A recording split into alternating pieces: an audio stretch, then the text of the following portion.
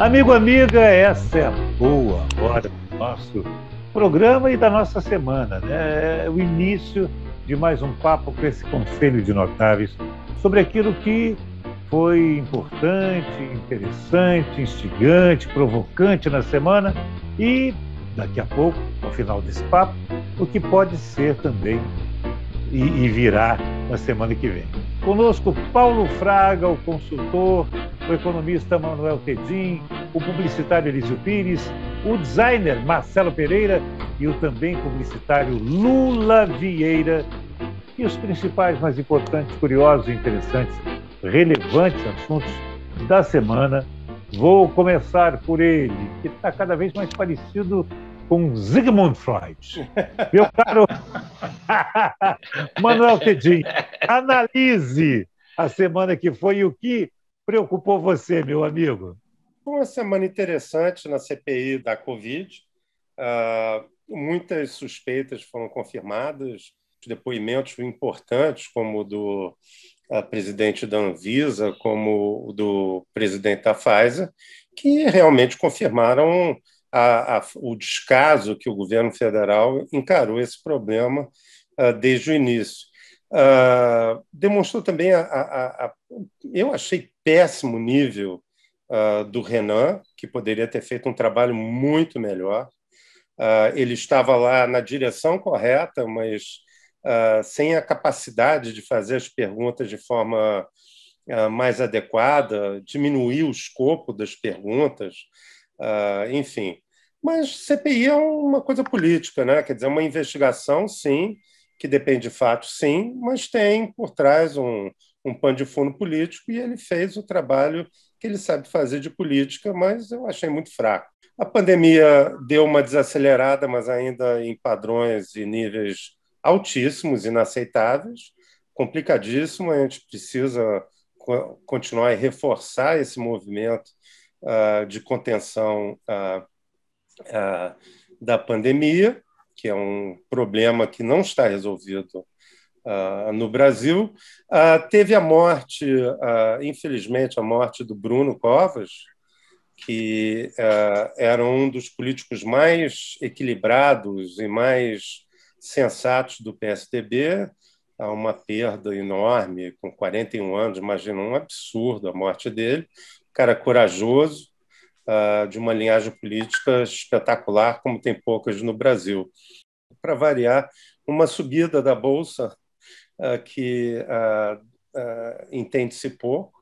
Teve um surto inflacionário que está tendo no Brasil, a gente já pensa nisso há uns 2 meses, mas nos Estados Unidos saiu a notícia de um surto maior da inflação e um desemprego ainda maior do que eles esperavam. Ou melhor, uma oferta de trabalho, uma criação de trabalho formal menor do que eles esperavam. A Bolsa lá caiu, mas essa queda durou um dia, 2 dias depois já estava tudo recuperado e já está subindo mais. Para mim é difícil de entender. Quer dizer, não é difícil de entender, estão olhando para frente, mas, enfim, há um otimismo aí nesse setor ainda. É complicado, Paulo Fraga, e eu foco sempre o Manuel a esse respeito, de economista entender uma palavra chamada otimismo. Complicado, né? Até porque, antes, como é que se criou o mundo? No início era o quê? Os economistas aqui, né? Tudo era confuso e tal. Depois se estabeleceu. Brincadeira, Manuel, brincadeira. Mas, Paulo Fraga, o que provocou você nessa semana que passou? Pegando um pouco essa sua provocação, quando você falou semelhança com Sigmund Freud, você sabe que eu pensei que fosse eu, mas depois eu percebi que seria um engano espantoso e que, óbvio, tem que ser o nosso Manuel Tedin, que é o nosso Sigmund. Analista, né? Pois é. E coitados de nós que dependemos das projeções dos economistas. É verdade. É que mais erram do que acertam, né? É verdade. Eu queria só alguns pequenos comentários. Um é o depoimento, o Manuel tocou um pouco nisso, do Barra Torres na CPI, né? É um espetáculo, entendeu? Competência, seriedade, postura, coragem. todos os elementos positivos que a gente pode esperar de alguém que está... E a Anvisa entrou lá grande e saiu muito maior, né? Ele, inclusive, levou todo o corpo diretor da Anvisa. Foi um depoimento espetacular. Pegar um outro ponto que o Manuel lembrou também, que é o Bruno Covas, né? É uma pena, porque é um sujeito que emprestava uma dignidade enorme à função pública, que está tão depauperada e carente de gente de bons princípios e de padrões éticos adequados, né? E um último ponto que eu queria comentar é essa questão que veio à tona e que vai ter algum desdobramento, que é o tal do orçamento paralelo, né? Isso é uma vergonha inacreditável, entendeu? E torna o Lula um batedor de carteira. Vamos ver o que vai dar isso, né? Aproveita que você está com a faca e o queijo na mão, Marcelo. Só complementando, porque assim, as coisas que me chamaram a atenção também foram mais ou menos essas, mas assim, a lamentável morte do Bruno Covas vai confundir ainda mais o cenário, né? Assim, ele era uma figura grande quadro do presente e futuro do PSDB, né? Agora entrou o Ricardo Nunes, que é um cara mais conservador e tal, que enfim... talvez o Dória seja favorecido por isso, mas é uma pena, né? E vai confundindo a mais o mapa todo político, eu acho. E essa coisa do tratorão aí do Bolsonaro é um negócio incrível, né? Porque é um negócio, um escândalo, né? Tanto quanto o Mensalão, o Petrolão, coisa assim, só que provavelmente não vai ser dificílimo de ser discutido politicamente, né? Porque praticamente a grande parte do Congresso, dos políticos se beneficiaram com isso, né? Vão fazer o possível para não tocar nesse assunto, né? Então, enfim, vamos ver o que vai acontecer. Elísio Pires, o que impressionou você nessa semana que passou? Me conta. Eu concordo com os meus colegas aqui. Realmente, a morte do Bruno Covas foi um momento muito importante e muito triste, né, na vida política brasileira. Só para lembrar, eu me lembro muito bem do avô dele, né, que foi também uma excelente figura, né, com grande presença. Votei nele para presidente. Eu também. Não, tá cheio de votos. Aqui acho que todo mundo votou nele, pelo jeito. Não, era um figuraço. Né? Eu só queria... Outro dia eu vi uma relação do Bruno Covas, logo depois da morte dele, alguém querendo dizer que ele era primo do Dimas Covas, quando eles não são nem parentes. É apenas uma coincidência de sobrenome. Né? E outra figura importante também nesse momento, né? Com certeza absoluta.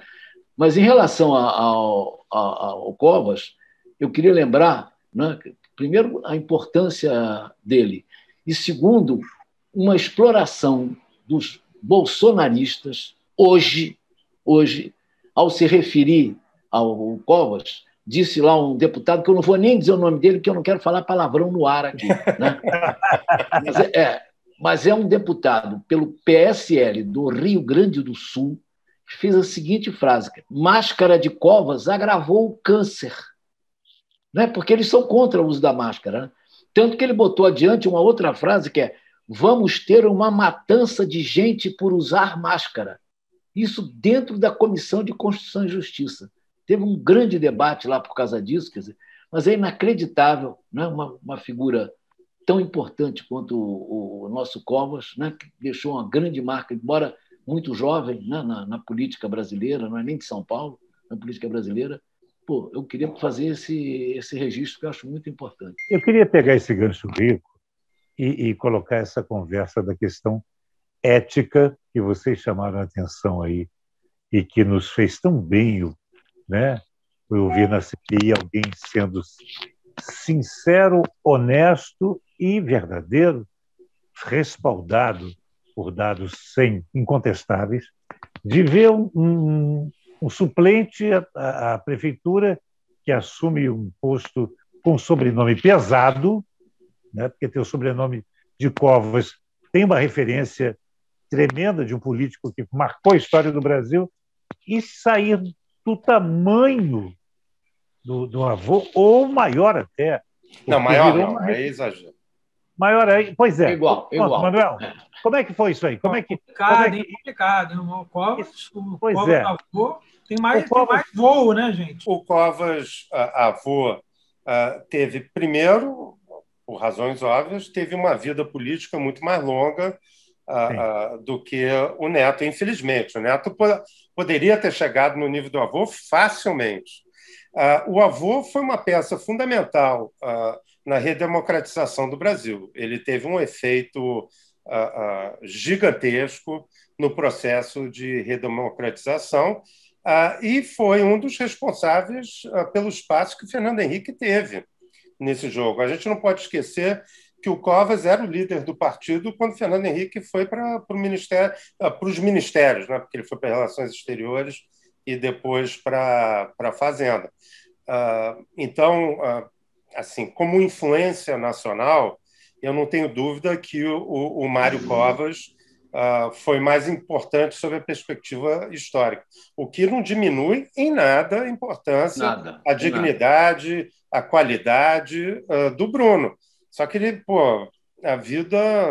ele perdeu a vida aos 41 anos. Eu não consigo nem isso, não consegue passar pela minha cabeça um negócio desse, uma tragédia absoluta, mas, de novo, a gente tem que botar as coisas no devido lugar. Eu acho que o Mário teve uma participação, digamos, com ressonância nacional muito mais forte do que o Bruno. Talvez o Marcelo não, mas todos os demais, têm mais tempo de carreira, mais tempo de trabalho profissional do que o Bruno teve de vida. Né? Estava fazendo a conta hoje, eu tenho muito mais. O Marcelo é bem mais velho do que você acha, viu? Desculpa, Marcelo, mas é verdade. Alô, senhores. Alô. Lula chegou, você que chegou agora, nós estávamos falando de Bruno Covas. O Bruno se foi e com ele... Nós perdemos essa luz que ele trouxe de que é possível ser um político correto, um político aplicado, um político honesto, com aspas, moderado, conciliador, respeitado por todos os lados. Ele vai embora essa história, ou a gente pode procurar, noutros cantos, isso na política daqui para diante? É um legado ou foi apagada essa história? Não, é evidente que vamos achar, é evidente que existem pessoas como ele, mas a lacuna que ele abre com a sua ausência é realmente muito grande, porque ele era o político com esta visão de conciliação, com esta tentativa de juntar os extremos e construir um sistema que permita uma governança útil, né, para a sociedade.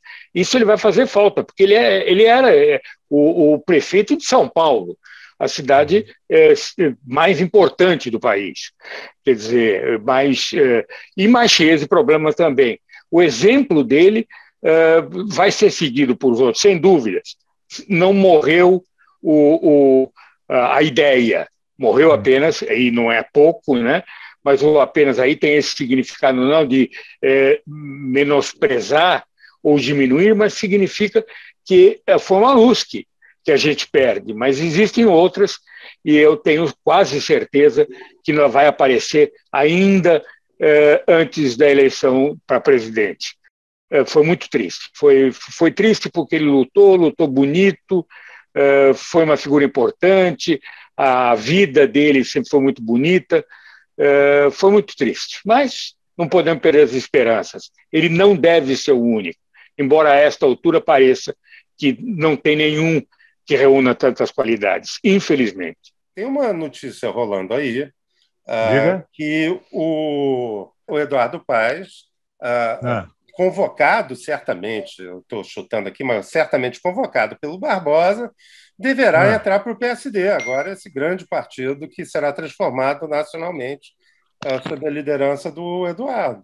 Para o PSDB, eu acho fantástico. Ele está entrando e levando o ex-presidente da Câmara para o partido também. Exatamente. Está montando uma chapa para governador que junta Marcelo Freixo e de vice, sabe quem é, não? César Maia. César Maia. César Maia. Falando um pouquinho, mudando o rumo da prosa, Eu acho que a gente tem um relatório do IPEA que faz uma análise na correlação entre pandemia e economia, né? E explora de uma maneira muito interessante os equívocos imensos que foram colocados aqui na administração da pandemia, especialmente na ótica da economia, né? E que coloca o Brasil numa posição diante do mundo, numa situação muito ruim. E eu imagino de que esse material produzido por eles vai ser largamente utilizado pelo pessoal que está produzindo a CPI, né? Pois é, Paulo, e eu vou fazer essa ponte com o Marcelo, com uma questão que eu tinha começado a conversar com o Marcelo no nosso aquecimento, nem tinha ido para o ar aqui. Marcelo, e aí? Pazuello vai sentar, espera-se mudo ou não, numa CPI. É uma tragédia ou não? O cara vai segurar a pressão e a gente vai passar régua no chão? Ele já, assim, já está no prejuízo já de início, né? Quando o cara diz que não vai falar nada, porque tem alguma coisa a esconder, né? Quase sempre, né? Ou sempre, não sei. E a quantidade de evidências e tal que pesam já, que a gente já sabe, e que está aparecendo e se comprovando agora na CPI, eu acho que o cara tá ferrado. Não sei, eu acho que não... Falando ou não falando, se ele falar vai se enrolar também, provavelmente, o cara é muito fraco. Mas ele não falando também é um péssimo sinal para o lado dele, né? Então, acho que o cara já entra perdendo, né? Essa comoção com a morte do Covas, de uma pessoa que trazia uma política de correção, traz um novo parâmetro para a política do futuro no Brasil, ou ele morre junto com as ideias e a postura dele? Não dá para dizer que todo político é igual, né? Você vê nos Estados Unidos, né? É um desespero, né? O Trump está no poder e tal, e tudo que ele significa, e teve uma virada, né? Todo o clima político nos Estados Unidos também, não que tenha mudado completamente, mas mudou, né? Mudou para um lado mais positivo, né? Acho que a gente conseguindo uma mudança lá em cima, lá em Brasília, no ano que vem, acho que pode ser a tendência que, de uma forma geral, as coisas melhorem um pouco, né? Mas o Brasil, acho que para mim, o problema principal é institucional, como você elege, como é que as eleições são, como é que você escolhe, desde de como é votado lá se é distrital ou não é, se é parlamentarista ou não é. Esse que é o problema. Sem uma reforma política, tudo que está acontecendo tende a se repetir ad infinitum, né? Porque a forma de se escolher e de se governar não muda, né? Não discordo de você. A gente estruturalmente está aprisionado nesse ponto no Brasil. Por uma estrutura que foi montada por esses que estão aí, né? Para se perpetuarem no poder. Então, desde o FHC se fala em reforma política que não aconteceu, né? Passou por só um lembrete, Marcelo. Foi esse sistema político que elegeu o prefeito da maior cidade do Brasil, que foi embora agora. Não estou dizendo assim que não é impossível, que não haja, que esse sistema não eleja pessoas boas, legais, tudo, não é nada disso. Mas a tendência é que assim, a corrupção, essa coisa, a forma de você conseguir uma maioria para governar e tudo, né, a quantidade de partidos que existem no Congresso, então, tudo isso é uma coisa irracional. A quantidade de partidos está em processo de diminuição. Se continuar do jeito que está, nós vamos chegar daqui a uns 4, 5 anos a uns 12 partidos. Né? Pois é, há 15 anos atrás isso estava em processo e o STF, não sei de onde, tirou da cartola lá uma resolução que não permitiu que isso acontecesse. Né? Mas é uma coisa irracional, uma coisa louca, né? Mas agora chegou a hora da nossa rodada, que não prevê o futuro, mas fica de olho nele.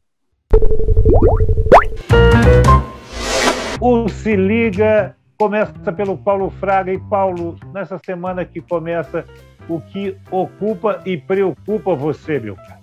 Estou muito curioso em ver quais são os desdobramentos da CPI da Covid, entendeu? Porque o time que está escalado para jogar essa semana, né, o ex-ministro das Relações Exteriores, o craque Pazuello, são indícios de que devemos ter um filme de terror da pior qualidade pela frente. Vamos ver quais são aí os desdobramentos. Né? Marcelo Pereira, o que preocupa e ocupa você? É a novela da CPI. Não sei vocês, mas eu fico como se fosse um rádio mesmo. Assim, eu fico trabalhando, passando o dia com a CPI ligada, ouvindo, acompanhando. Né? Vai ser um filme de terror mesmo, vai ser bravo. Elísio Pires, o que ocupa e preocupa você, meu caro? Eu, egoisticamente, estou ligado e preocupado com a minha segunda dose da vacina AstraZeneca, né? Que está marcada para sábado. Eu espero que tenha vacina, essa é a minha grande preocupação. O resto todo, política nacional, está abandonado.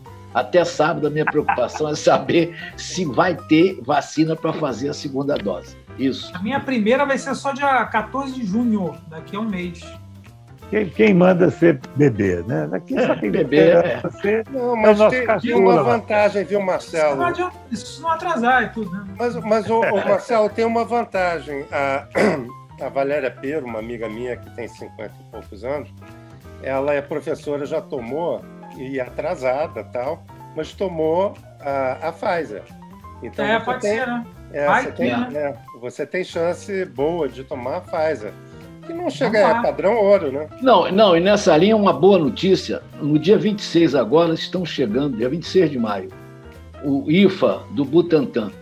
Está chegando no dia 26 de maio. Então, acho que ela vai voltar à produção. Isso é uma boa. Não, e a AstraZeneca está recebendo 2 lotes ainda esse mês de IFA.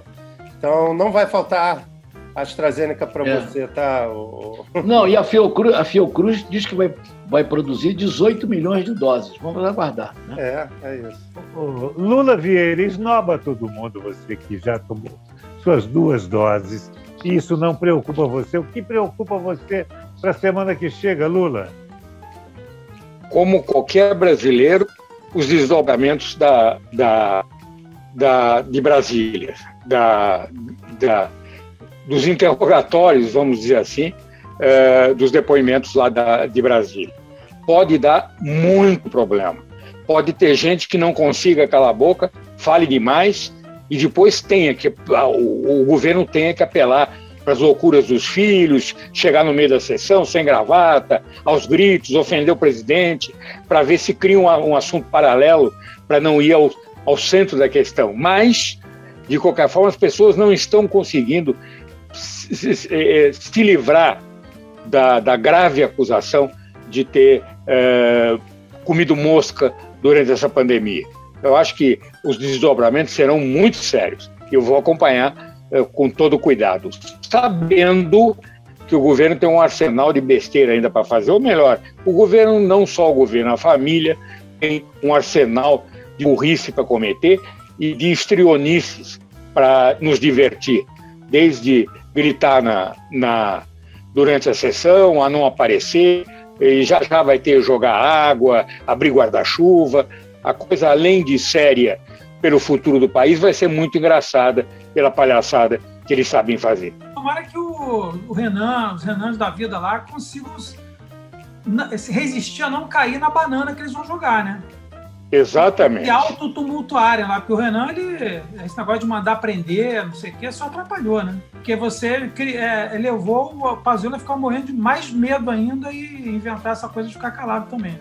Eu tinha o Renan, mesmo com todas as diferenças que eu tenho com ele, são poucas, só 100%, né? Enfim, eu julgava que ele fosse mais inteligente. Não tem me parecido nessa chance de ouro que ele tem para retomar o tamanho que ele possa ter na importância da política nacional. Ele tem sido, como direi, chato. Pronto, para dizer uma palavra bem curta e pequena. Chato. Ele está sendo chato, egoísta, entendeu? Exibido, egoísta, exibido e egoísta e exibido. Pô, mas, enfim. Pronto, falei. Falei. Isso, falei. Mas, Manuel, não é sobre isso que você vai falar, era só para eu respirar, que fiquei meio engasgado. O que te preocupa e ocupa na semana que chega? Então, primeiro eu quero concordar com você, ele é bom de articulação política, de resto me pareceu fraquíssimo, enviesado e querendo fazer política pura, onde tem que fazer política com conhecimento, com técnica e tal. Então, ele perdeu muitos pontos, já tinham poucos pontos, os poucos pontos que ele tinha comigo, que eram muito poucos, ele perdeu todos. Para essa semana, a grande preocupação das reformas que estão sendo atrasadas, mais uma vez, teve uma coisa que a gente não comentou hoje, a coisa do tratoraço lá, dos fundos do Nordeste, orçamento paralelo. Codevasf, o nome mágico é Codevasf. Isso cria uma cisão ainda maior entre o Marinho e o Paulo Guedes. O Marinho, na minha opinião, salvo qualquer coisa diferente, deve cair em função disso, porque você sabe que a coisa que o Bolsonaro faz é quando dá problema, ele pega o amigo dele e joga debaixo do ônibus, né? Então, eles vão jogar o Marinho para debaixo do ônibus, não vão assumir responsabilidade, evidentemente, mas isso é um problema grave que tem a ver com o equilíbrio das contas públicas, tem um monte de coisa. Eles estão querendo segurar a reforma administrativa, me preocupa, porque isso é uma coisa fundamental para o reequilíbrio das contas do governo brasileiro, que é uma coisa importante. E a minha segunda dose, que é dia 16 de junho, aliás, de julho, eu como Elísio estou preocupado. Não estou tão preocupado porque o volume de vacinas da AstraZeneca parece que está grande e vai continuar grande por mais um tempo. Espero que dê tudo certo.